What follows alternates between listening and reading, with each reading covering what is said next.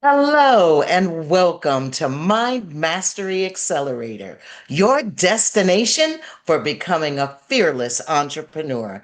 I am your host, Attorney Sean Arnold, and I am here, as I am every week, with your other host, Master Executive Performance Coach, Vernon Webb. How you doing tonight, Vernon? I'm doing great, Sean. How you doing?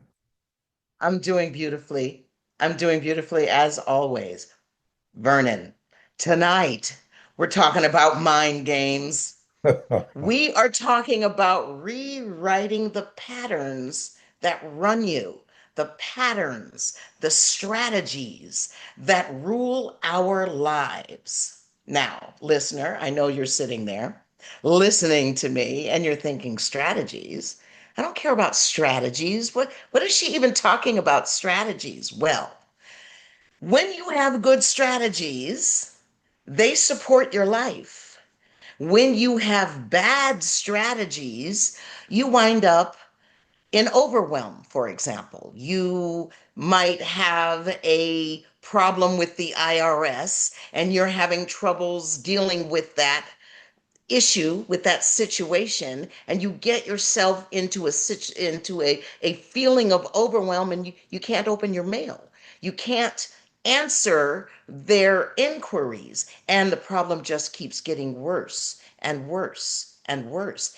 If you have bad strategies, you could wind up being in a situation of paralysis of analysis. You just keep thinking about it and thinking about it and thinking about it and thinking about it, and your thoughts don't have any place to land. There's no off ramp. So you just keep looping over and over and over again, and you can't make a decision.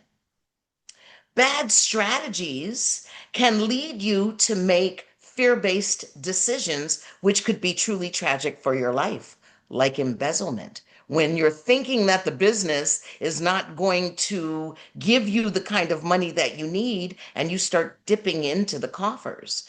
I mean, if you're just by yourself and you're a solopreneur, that's not a big deal. But if you have a partner, if you have assistance, if you are feeding people, it's a very big problem. It could also look like limiting beliefs. A bad strategy could just manifest as this belief in your head that just keeps looping and looping and looping. And you wind up with a feeling that you're not worthy, a feeling that you don't deserve. You could take that limiting belief and use it to find your next love partner or your next business partner. We talk so often about this being a place for you to become the fearless entrepreneur. And that is indeed true. But this is also a place for you to look at all of the areas of your life. You have seen this wheel of life before. And when you think about being a fearless entrepreneur, you're thinking about career and money for the most part. And then you hear us talk about love relationships and family relationships and personal growth and development. And you're thinking to yourself, why is she doing that? Why is she going through all these different areas of life? Because very simply, how you do anything is how you do everything. The way that you are showing up in your career is the same way you're showing up in your family. It's the same way you're showing up in your community, in your church, with your friends. It's the same way you're showing up at the gym or not. So, this is why you see us showing you this wheel of life, because how you do anything is how you do everything. And all of this just keeps repeating over and over and over again. So, what then is this big strategy that I'm talking about? Well, you will recall that we talk about how your brain is basically a lockbox. And the way that it finds out what's going on in the world is to send your eyes and your ears, your nose, your tongue, your fingers out into the world to find out what's going on out there. And as it does, You build in strategies. Every emotion that you have, every behavior you exhibit, every belief that you have, every decision that you make in your life, all of them are run by strategies. And so you form those strategies either through conditioning. You formed it and then you repeated it and repeated it and repeated it until it became part of your unconscious mind. You maybe watched somebody do it over and over and over again, like your parent, or something tragic or emotional happened and it imprinted this strategy on you, and now you're actually living in the past. Every time it comes up in the future, you loop back to that past situation and you live that past situation in your strategy. So Vernon, let me tell you about my friend Stacy and how she's struggling with strategies. And then let's see Please, how Silva mind control will help Stacy make the necessary changes in her life. please, Stacy is a brilliant executive coach, much like yourself. She works with CEOs and managers of Fortune 5 countries, companies, just like you do, and she helps them rewire their brains for more positive and clear thinking. But Stacy struggles in the area of personal relationships. She keeps choosing the same bad relationship over and over and over again. So, as we have learned so far today, she has a strategy for choosing those relationships. And here's her problem: it's an old strategy. It's an inherited strategy. She got it from her mother. She grew up watching her mother employ this particular strategy over and over again. Now, her mother's on her fourth marriage. Let's see if it'll work for Stacy. She sees a man across the room. They get involved in a conversation and he says something to her that turns her on. She gets butterflies in her stomach and she's all in. Now, tell me how Silva mind control, how dynamic meditation might help Stacy make a different choice in the next relationship that she chooses. Ooh. Well, first of all, Sean, what Stacy needs to do is she needs to have a plan before she gets where she's going. Before she arrives at this soiree, she needs to have a plan in place. She needs to know what she wants, what she deserves. And so many people just don't make that kind of decision about going after something that they want and something that they deserve. So she needs to take some time to figure out exactly what she deserves to have and what she wants. Once she's got that clear, then she needs to know it's a sales meeting, so to speak. She's selling herself, and she needs to make sure that he understands her value. Just because she's there, just because she's smiling, doesn't mean that this is going to be easy and we can go to my place. It doesn't work that way. She needs to be able to make some decisions, ask some questions. Buy you a drink? Sure. Well, I'd like to get to know you. No problem. So tell me, what are your plans? I mean, what are you looking for? Well, and then he'll begin to reveal himself. She should have approximately three good questions to get some insight into what he wants. And if he doesn't check all the boxes, enjoy the drink. Thank you for your time. And I wish you the best as we part company because Stacy is a smart woman. She's not going to go for the old oop oopy doop again. So what Stacy has done, if she's smart, is she has determined I don't like that strategy that has worked for my mother, doesn't work for me. So what do I want? Well, I know what I deserve and I know what the existing situation is. So at a quiet place in her house, she creates peace, slows her brainwave levels down, and she begins to talk to her mind, her subconscious mind. And the reason that she wants to talk to her subconscious mind is because when it comes down to her behavior, the subconscious mind is calling the shots.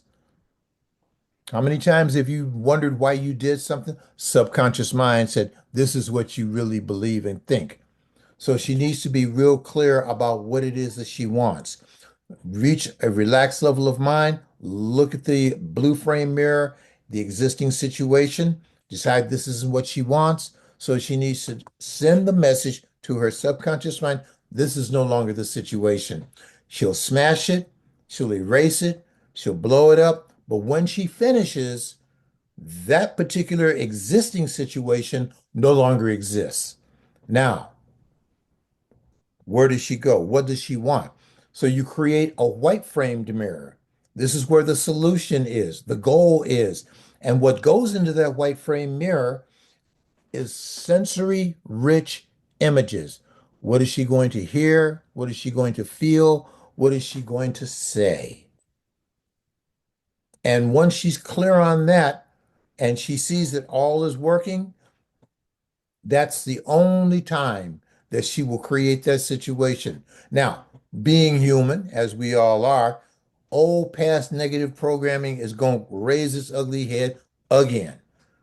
And what she needs to do is to have a plan to make sure that she doesn't fall victim for the same old oopie doop that she's been doing. So the first thing is cancel, cancel, which sends a message to the subconscious mind, I don't want this. And then you begin to create a new neural pathway. Say that fast 3 times. A new neural pathway that goes in a different direction than what she normally does. And she knows what it is that she wants. She wants a relationship that is warm, loving, with somebody that cares about her. And so she says, cancel, cancel. When the old one comes up, she sees the new one. That's what she wants. If you only say cancel, cancel, and do nothing, the subconscious mind will figure, well, you probably want more of what you had, and it will replace that with something negative. And you wonder why nothing has changed. So, reprogramming the subconscious mind in mind games, you've got to know what you want, what you deserve, and what you're willing to do to get it. What is your new strategy? And when you look in that white frame mirror again, do it on a daily basis. At night before you go to bed, never, ever, ever go to bed angry, ticked off at anybody, because your mind is going to focus on that as you finally fall into sleep. That's not what you want. You want to see something positive, warm, and loving. In the morning, when you awaken, feet hit the floor. Give yourself some love, some gratitude for what you've learned, who you are, what you're attracting into your life, and that is how you move through the day. It is fantastic, Vernon. Using the blue frame mirror, white frame mirror technique, and using imagination, visualization, and affirmations to create the strategy of a positive, safe, genuine relationship in Yes. your mind before you ever go to that event. And so then when you meet that wonderful gentleman, and he says something to you that used to give you butterflies because it was oh so sexy. And now you're thinking, this guy's going to lie to me. I'm looking for a guy who's going to tell me the truth and is going to care what my favorite color is and is going to support me. Oh, look at that earnest looking guy over there with that straight part in his hair. That's not usually the kind of guy I'd go for, but something about him is intriguing to me. And you're going to go over there and you're going to talk to that man and you just might meet the love of your life. That is fantastic. It could happen. NLP has some very similar techniques to that. It would teach you to meditate and then future pace you to the next time Mhm. you meet a gentleman that says something sexy in your ear, and you have this new strategy in your mind, a communication, connection, and safety strategy in your mind, and you just might find that this guy doesn't turn you on quite like he used to. NLP also uses anchors to change strategies. Yes. You remember in Yeah. our last show, I showed you how to anchor a very powerful emotion somewhere on your body. Well, remember how Stacy would see a man, hear him say something awesome to her, get those butterflies, and then she's just all in? Stacy can actually anchor that experience on her knuckles. She can anchor seeing a beautiful man. She can anchor hearing that man say something awesome to her.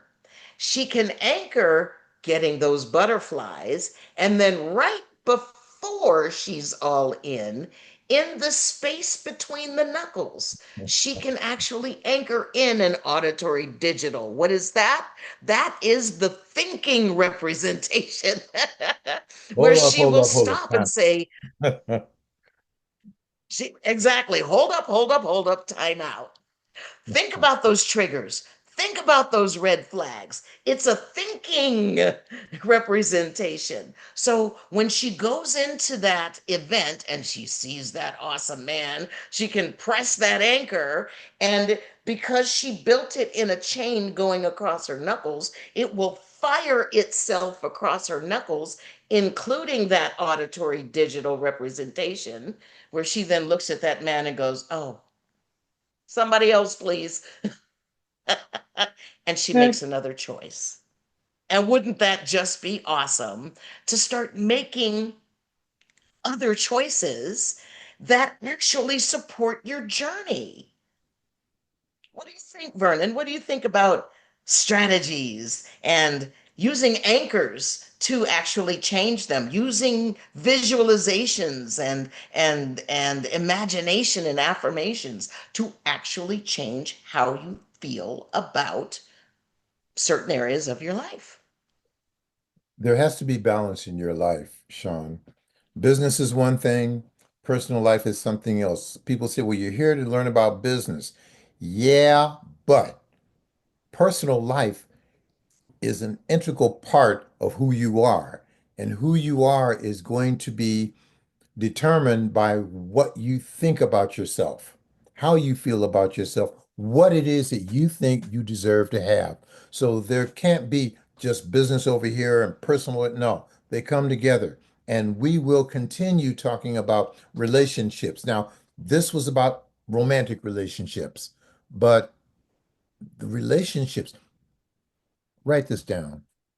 Everything that you want is either owned or controlled by somebody else. Let me repeat that. Everything that you want is either owned or controlled by somebody else. It is all about people because they're going to give you what you want if you know how to ask for it. So you have to have the right strategy for getting what you want. And strategy is all about thinking. It's Yes. all about a Right. habit of thinking. Albert Einstein told us this level of thinking has created problems that this level of thinking cannot resolve. You Yes. have to change your level of thinking in order to get a different result in your life. So, to that end, Vernon, let's task our people For the week coming up, with strategies. What would you like them to do to help themselves acknowledge the fact that they have strategies and make some changes to the strategies that don't support their lives? hopefully what's been happening, Sean, is that people have seen the value of creating that time by themselves to slow their brainwave levels down, relax, and begin to create mental pictures. Because the clearer your mental pictures are, the better your results are going to be. That's just a fact. So continue to create that time by yourself. Now, while you're there, what do you want? You got so, if we had the wheel of life up here, I'd tell you right now, you got so many areas that you, and we will talk about it. But right now, it's about you. It's about you getting what you deserve and know that you deserve to have the best, the very, very best. So when you're creating that time by yourself, be sure you are giving yourself some love. Be sure that you are appreciating and showing gratitude for what you have, because when you do that, the universe is going to bring you more of what you put out. And if you're grateful for something, it will bring you more of it. So take that time, 10, 50, 20 minutes will be really, really good. Once a day. If Jose used to tell us once a day is good, twice a day is very good, and three times a day, oh, excellent. So for those people who are just absolutely certain that they want to do better, go three times a day. You can find that time every day because you're worth it. Sean? Ladies and gentlemen, if this conversation about the strategies that you employ to do the things in your life that you have to get done every day and to reach your goals for your future, if this has resonated in your spirit on any level, give us a thumbs up below and drop a comment below telling us what strategies you have employed and how you think you might be holding yourself back. Because what we're doing tonight is dealing with those mind games. Come I back and see us again next week on Mind Mastery Accelerator, and we will have another exciting topic to share with you. Vernon? thank you very much for attending. Bye. Bye bye.